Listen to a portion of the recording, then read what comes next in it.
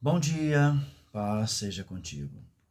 Nosso Pare e Pense hoje estaremos meditando na carta do apóstolo Paulo aos Filipenses, no capítulo 4, versículo 19. Mas o meu Deus suprirá todas as vossas necessidades, em conformidade com as suas gloriosas riquezas em Cristo Jesus. Que promessa maravilhosa! É muito comum na nossa mentalidade ocidental nós usarmos o verbo ter para nos referirmos às coisas que nos faltam, e o nosso posicionamento é: eu não tenho isso, eu não tenho aquilo. Mas o interessante é que, do ponto de vista, por exemplo, de um judeu, no vocabulário do judeu não existe essa questão: eu não tenho isso, eu não tenho aquilo.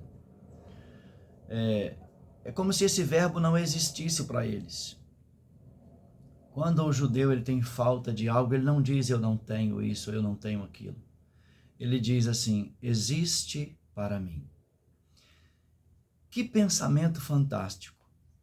Se nós pudéssemos chegar nesse nível de compreensão, certamente nós pararíamos de reclamar da vida, reclamar de tudo, e passaríamos a fazer confissões. No pensamento judeu é exatamente isso, é como se ele fizesse uma confissão: existe para mim.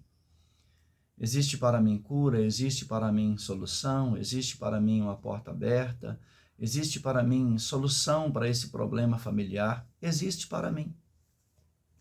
Eu imagino que, de posse dessa ideia, é que o apóstolo Paulo tenha também nos deixado as verdades que nós encontramos em Efésios capítulo 1, versículo 3.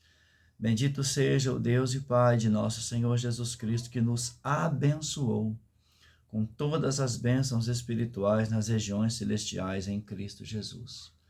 Então, nós não deveríamos dizer: eu não tenho isso, eu não tenho esta coisa ou esta outra coisa, mas dizermos: existe para mim, porque o meu Deus já me abençoou.